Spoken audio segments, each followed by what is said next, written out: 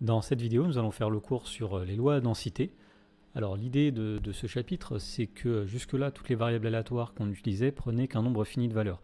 Par exemple, quand on avait une variable aléatoire qui suivait une loi binomiale, eh bien, elle prenait les valeurs 0, 1, 2, 3 jusqu'à n, mais tout ce qui était entre deux entiers n'était pas des valeurs qui étaient prises.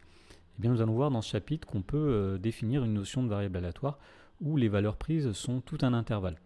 Alors la première définition dit que si oméga est l'univers d'une expérience aléatoire, eh bien une variable aléatoire grand X sur oméga, on dira qu'elle est continue si elle peut prendre toutes les valeurs d'un intervalle grand I de grand R. Alors donnons un exemple tout de suite pour bien comprendre, donc c'est l'exemple 1.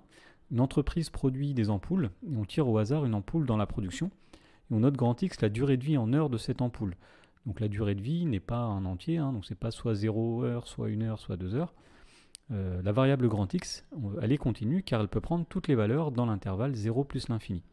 Alors une petite remarque, lorsque x ne prend qu'un nombre fini de valeurs, on dit que c'est une variable discrète, et donc jusque là c'est ce que nous avions étudié, ou vous avez étudié uniquement des variables discrètes.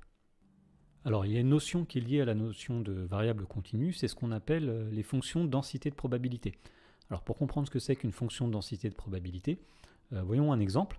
Donc on choisit un homme au hasard en France, et on note grand X, la variable aléatoire, qui correspond à sa taille. Et donc la variable aléatoire grand X est continue, puisque les valeurs qu'elle peut prendre, ce sont des valeurs qui sont comprises dans tout un intervalle. Donc par exemple, l'intervalle 0 m, 3 mètres, en considérant qu'un être humain est compris au minimum entre 0 m et 3 mètres. Alors toutes les valeurs de grand X n'ont pas la même probabilité d'apparaître. La distribution des tailles n'est pas uniforme. Et donc voici ci-dessous la répartition des tailles dans la population française masculine. Donc, vous voyez, vous avez une espèce de courbe en cloche comme ceci, avec un pic au niveau de à peu près 1,75 m. Et puis, bon, vous avez très peu de personnes qui font moins, d'hommes en tout cas, qui font moins d'1,55 m, et très peu d'hommes qui font plus de 2 mètres. Et donc on voit que si on choisit un homme au hasard en France, il est plus probable que sa taille se situe autour de 1,75 m, et moins probable qu'elle se situe autour de 1,40 m ou de 2 mètres. Alors une fonction qui est comme ceci, qui va décrire la répartition des probabilités, dans le cas où les valeurs de la variable grand X sont dans un intervalle, eh bien cette fonction-là, on l'appellera une densité de probabilité. Alors mathématiquement, la définition d'une densité de probabilité est la suivante. Alors on se donne grand I un intervalle de grand R, et f une fonction qui va de grand I dans grand R, et donc on dira que f est une fonction densité de probabilité sur grand I si elle vérifie trois conditions. Tout d'abord, la fonction f est continue sur grand I, sauf éventuellement en un nombre fini de points. Deuxième condition, pour être une fonction de densité, il faut que f soit positive sur grand I.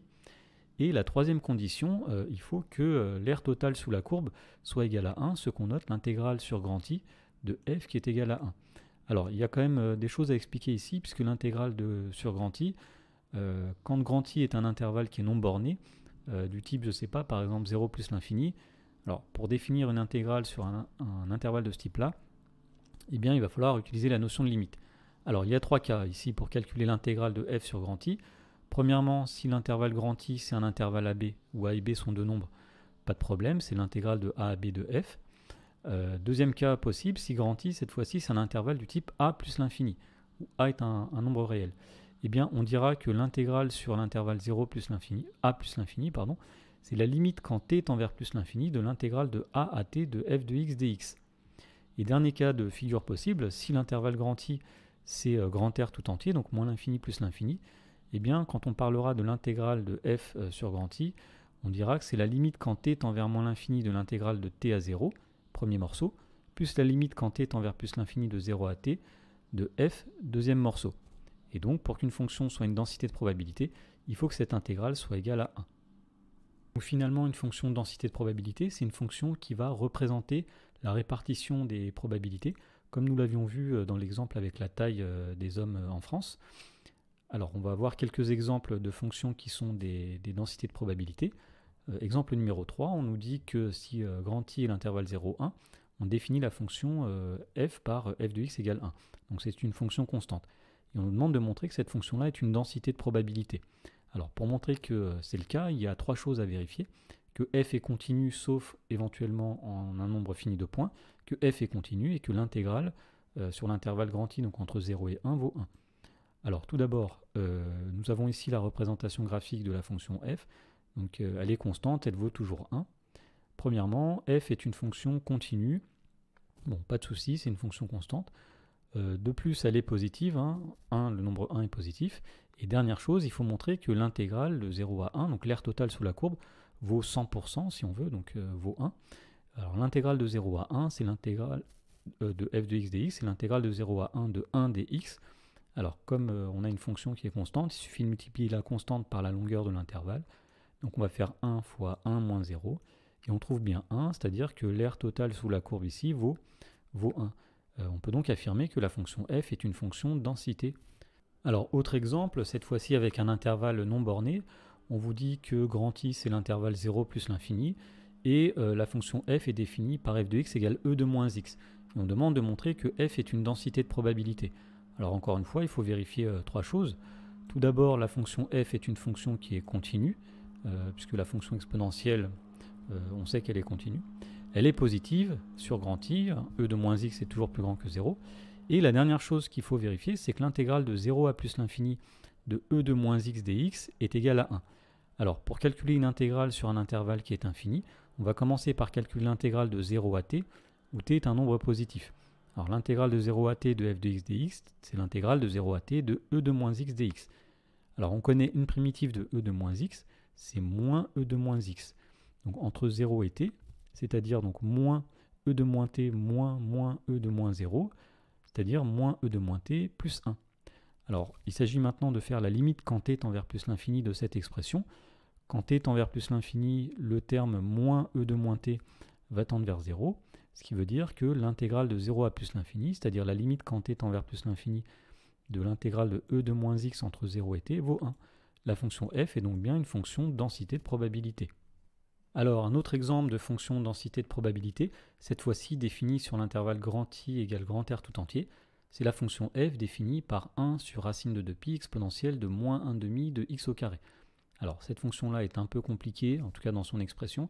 Nous n'allons pas non plus montrer que c'est une fonction de densité de probabilité, mais graphiquement on voit déjà que la fonction f est positive, qu'elle est continue. Alors ce qui est difficile à montrer, c'est que l'aire totale sous la courbe vaut 1.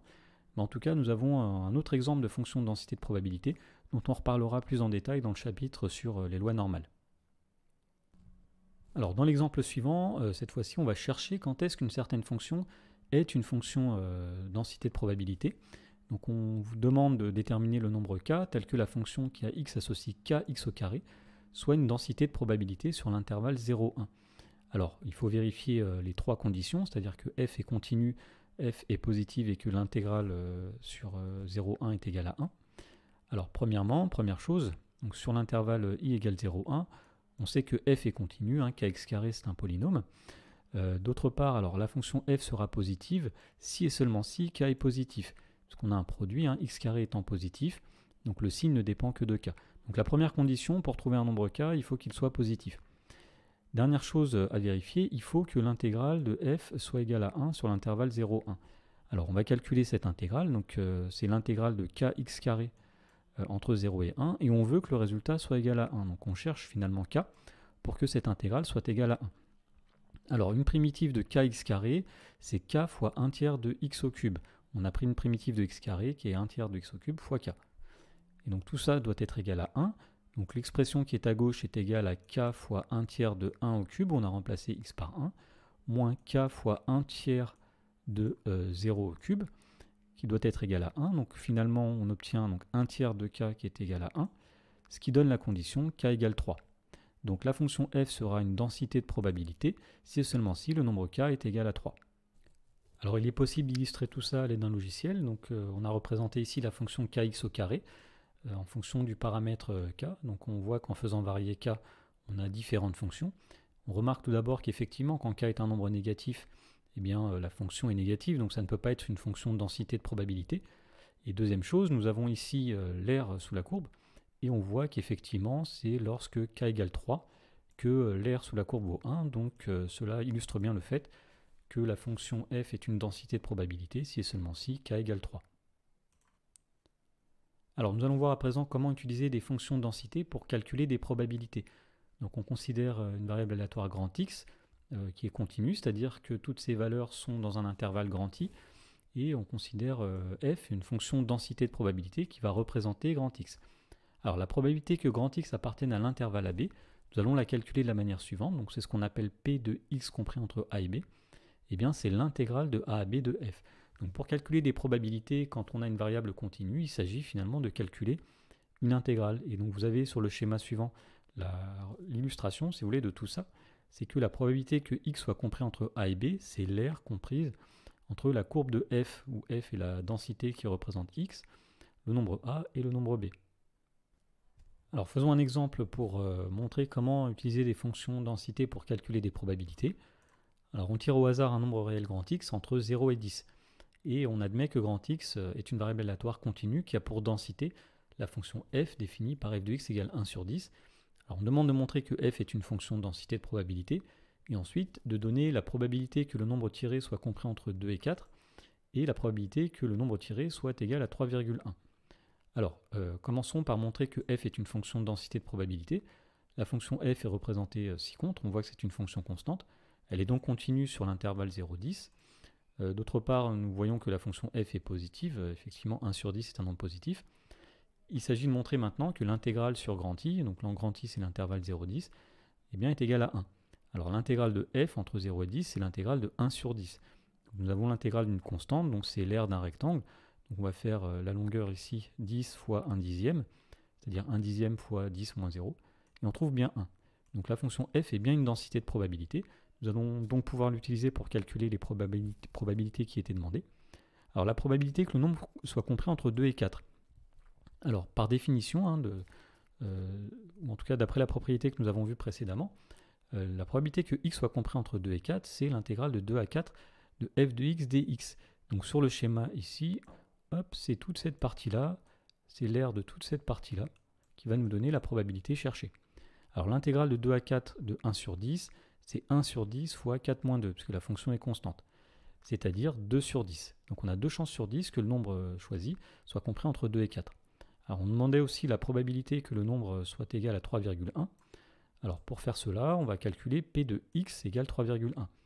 On va se ramener à des inégalités en disant que c'est P de x supérieur ou égal à 3,1 et inférieur ou égal à 3,1. Donc on est ramené à calculer l'intégrale de 3,1 à 3,1 de f de x dx, et cette intégrale vaut 0 puisque l'intervalle qui va de 3,1 à 3,1 est de longueur nulle. Dans l'exemple qu'on vient de faire, on s'est rendu compte que la probabilité que x soit égal à 3,1 est nulle. Alors ça ne voulait pas dire qu'il n'y a aucune chance, enfin qu'il est impossible de choisir le nombre 3,1 quand on choisit un nombre au hasard entre 0 et 10. Simplement, quand on a des variables aléatoires continues avec des fonctions de densité de probabilité, on peut avoir des probabilités qui sont égales à 0 sans que les événements soient impossibles.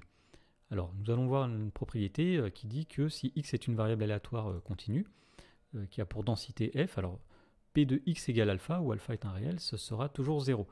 Ça vient du fait qu'on devra calculer l'intégrale de alpha à alpha, qui vaudra 0.